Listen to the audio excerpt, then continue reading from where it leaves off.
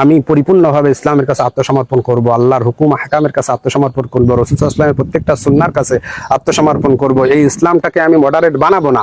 এই ইসলামটা যেভাবে আছে, যেভাবে রাসূল সাল্লাল্লাহু আলাইহি ওয়াসাল্লাম দিয়ে গেছেন, রাসূল সাল্লাল্লাহু আলাইহি ওয়াসাল্লাম রেখে গেছেন, সেইভাবেই আমরা ইসলামটাকে মানার চেষ্টা করব, সেইভাবে ইসলামটা প্রতিষ্ঠার চেষ্টা করব। আরে ভাই, ইসলাম প্রতিষ্ঠা করার পদ্ধতি যদি ইসলামের ভিতরে না থাকে, তাহলে আপনি তো ইসলামটাকে পরিপূর্ণ জীবন বিধান হিসেবে মেনেই নিচ্ছেন না। আপনি তো মনে করছেন না ইসলাম প্রতিষ্ঠার জন্য পাশ্চাত্য সভ্যতার কোনো কিছু ধার করা দরকার। তাহলে আপনি কিভাবে এই বিজয়ী কাফেলার সৈনিক হবেন? আপনিই তো ইমাম মাহাদির বিরোধিতা করবেন, আপনিই তো ইমাম মাহাদির কাফেলাকে সন্ত্রাস বলবেন, আপনিই তো জঙ্গিবাদ বলবেন, কারণ আপনার দলীয় স্বার্থের কারণে। এটাই বাস্তবতা। তা একটা কথা সব সময় ভালো করে মনে রাখবেন, যে এই দিন বিজয়ী হবে, এ ব্যাপারে সন্দেহ সংশয় নেই, কোনো চিন্তাও আপনার করা লাগবে না।